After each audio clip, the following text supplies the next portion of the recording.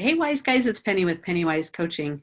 I'm here with my friends Ben and Franny, who have agreed today to share a little bit about their experience and their journey with financial coaching and what that's meant to them and what their experience was like. So, kind of want to introduce them, and they're way across the country from me, but have graciously agreed to be here with me today. So, thanks you guys for doing that. I appreciate it.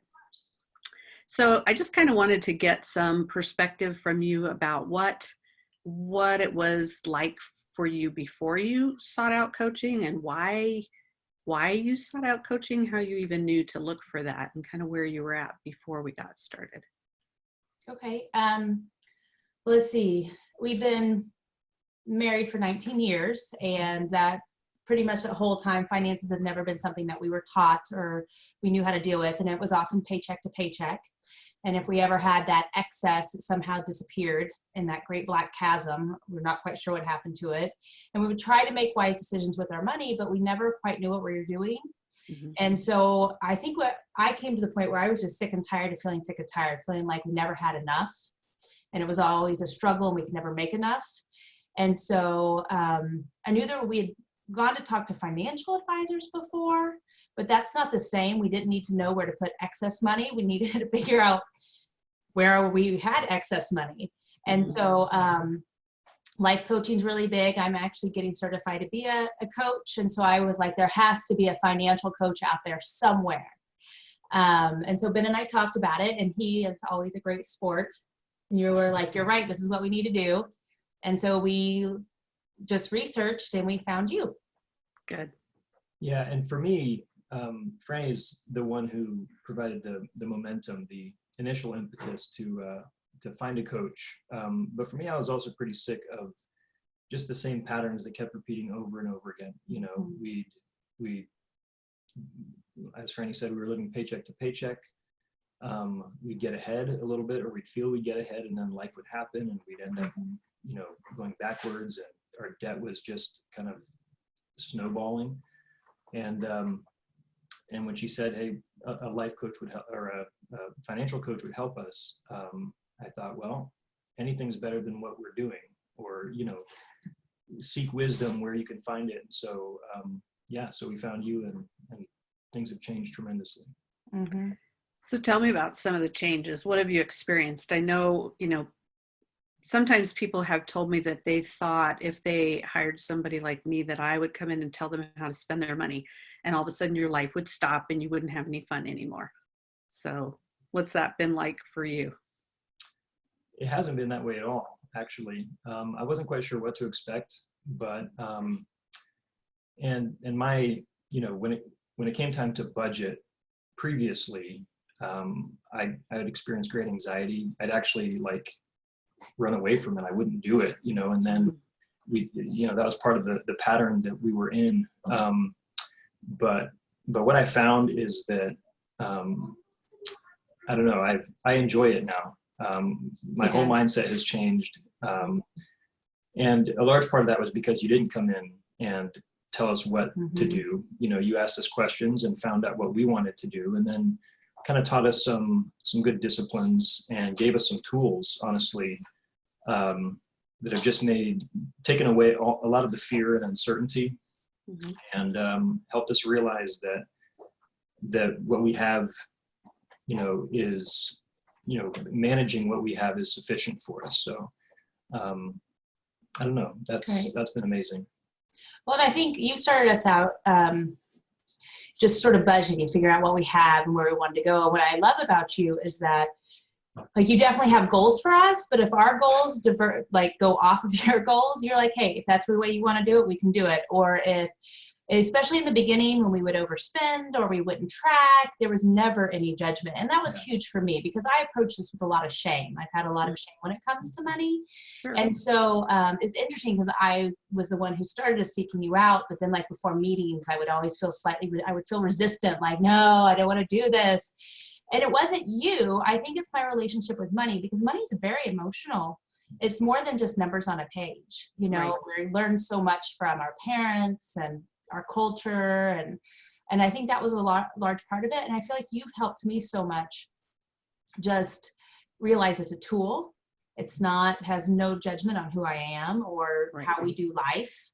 And that we can have our own goals. And I think a big difference for me is that even we've recently had a lot of life, where you have a few extra bills that we weren't expecting, where before it just felt like this big black pit that we kept digging down. It just kept getting blacker and blacker. Now it's like, it's, not my favorite thing, but we have a plan. That's We right. have a direction, Mhm. and we're looking up despite the extra debt that might have accumulated from just life things. Yeah. That we couldn't help, and we did the initial 6 months intensive with you, and then we've kept you on every month to just check in, and having somebody to be held accountable to, someone who's non-judgmental, but who will help us stay focused and not go back into bad habits. Because I think that's the thing is, even though we hate living check to check, our comfort level is living check to check. And so Sure. we tend to try these new habits makes us uncomfortable. So it's easy to start veering off. So it's been really great to have you continue with us even Yeah. after our initial 6 month intensive. Yeah, and that 6 months was significant because we did get the tools and we did start to develop some new habits. But just being able to contact you when things come up and get your counsel, and before we make impulse decisions, we can kind of That's slow been down, huge. and you help us think about it in a variety of ways. So Because we can just Um, text you and be like, hey, our car's dying again. Should we look into buying a new car? right. And Right. you're always great about following up with that, us on that. Well, and I don't always know the answer, but I can process with you, right? There's Right. not usually a cut and dried answer to Right, and everybody's still- circumstance. And we still make the decision It's our decision. we end up making, Mhm. but we do it in a more informed manner. So, Right. And you take the Sure. emotion out of the stress, the sudden emergency out of it, where it's like, this is just a decision. hmm hmm And I tell people all the time, it's like death by a thousand cuts, right? Yes. All those little decisions really do matter. And, we like to think it's the big stuff, but really it's the little stuff along the way that really, I think, helps us move towards the Right. ultimate goal. It is. I mean, I would love to have a windfall, of $100,000 to rid all the debt and do. But the thing is that I think that was the point for me with Ben, where I was like, even if that happened, we would blow it all and we'd be Right. back in the same place. So I would Right. rather take the small steps that you teach us, because that's going to teaches us how to do money responsibly. Right. So no matter how small or big our paycheck is, we still approach it wisely. So in 10, 20 years, we're building wealth, we're building income, as opposed to just paycheck to paycheck. And honestly, we have tools and ways of thinking about money that we can teach our kids to use. Yeah. And that was a big thing for us. It was like, this is just going to be generational. Our kids, Right. what are our kids learning from us? Well, now we know how to talk to them about it, and that's huge. Does money topics come up differently at home now with kids at home? Yeah, I'd say so. Now it's about, where do we want to send our money? Where do we want to, allocate our money? Whereas before it was just like, do we have enough money to do Yeah. X, Y, or Z? So it's, the decisions, the money conversations are much more intentional. And sometimes we're like, well, no, there isn't money for that this month. Let's plan for it next month. And so we're a lot more deliberate with our spending choices and decisions than we Right. have been previously. That's great. Yeah. Well, I appreciate that. Is there anything that you would tell somebody who's contemplating financial coaching? And, I get a lot of like, why would people pay for something like that? Can't you just read a book and do that yourself? Do you want to go first? Or do I'd say it's better and more significant and more life-changing than you can even imagine. Because, I thought, yeah, okay, this could be good. We might learn a few things, but I never anticipated that that it would be as life-changing. I mean, I use that phrase a couple of times, but I never anticipated that it would make as much of a difference as it has. And it's not the kind of thing you can do yourself, because someone has to show you the way out of that mindset. You can't just kind of pull yourself up by your bootstraps.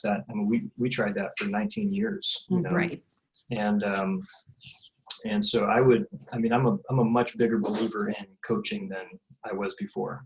I was like, well, okay, Franny, I'll go along with you. But now I'm There were more meetings he excited. dragged me to. Come on. Yeah, Come on. exactly. Goes both ways, right? Yes, it does. Yeah. And I would say it's been life-changing for us. You've changed our lives because it's you've changed our lives. You're going to be changing our kids' lives because money is such a personal thing and an integrated thing in our lives that we can't ignore it anymore. Mhm. And you've given us tools and you've helped me face not just how to budget wisely, but also how I deal with money mentally and emotionally. And that's been huge for me. I would say for anybody who's considering hiring you, they should just do it. No matter how frightening it is, they just need to do it. And the cool thing is I had no idea how we were going to pay you. I thought we were going to put you on the credit card. We did not put you on the credit card at all. You helped us find the money. And I sit there and I marvel at that because at the time we didn't have the extra money. Right. And that was from the tools you gave us. So you are worth every penny and more. But if you are going to work with Penny, you need to be willing to do the work. If you are unwilling, don't do it. Yeah. You have to be ready to do the work, and you're going to be uncomfortable. And sometimes you're going to want to run around way screaming because it's uncomfortable. But you walk through that, and the other side is a better life for you. Yeah. Right. Coaching is worthwhile if you're coachable, but If you're coachable, if you're not coachable, then it's wasted money then. Right. it's wasted money. But you really helped kind of relieve us of our anxiety and our fears. Like Franny said, you were never judgmental. We'd be like, well, we kind of screwed up this month, and you're like, okay, well, where are we? Let's move forward from there. Right. And that took a lot of the emotion out of it for us. Well, it's a journey for all of us. And I feel like, I'm, years ahead of you, but we still all fall down and get back up. Right. And everybody thinks that everybody else is doing their money perfectly. And reality is the vast majority of people are not. Right. So, and I wish there was a way for me to wave a magic wand and help people get over the shame and embarrassment about money so that we could just move on and get better with it. Right. But that's part of the process because we carry the shame and embarrassment that often our parents gave to us. Yep. For whatever Yep. reason. Right. And that's a generational curse we don't want to pass on to our kids. Right. Yeah. Yep. Well, thank you so much. You make me cry. It's truly been my pleasure to get to know you guys and call you friends and be a part of the journey. So I hope that lasts very long time in the future. And I appreciate everything you're saying because I agree that I don't want people to waste their money on something they're not going to do the work because then that doesn't resonate with why I'm doing this, right? It's not for me about making a buck. It's about helping people change their lives. Right. So, and yet I have seen over and over again that when people invest in themselves, it comes back to them tenfold. Yes. So even though life doesn't quit happening, like you said, you keep like, oh, really? One more thing, but now you're more equipped. Yes. And to deal with it. It's not just, you gave us the tool. It's not just help us financial. It helps us mentally, emotionally. It makes our marriage better. It helps us deal with the kids better because we're not trapped in this ugly mindset anymore. I mean, that financial, honestly, that's a great part of it, but that's a small part of everything we've got out of our relationship with you. Yeah. Good. So. That's what I think is the epitome of what true financial freedom is. Is not about debt reduction or buying a thing or investing. It's about that peace that comes with that in the relationships. So yes, totally. Awesome.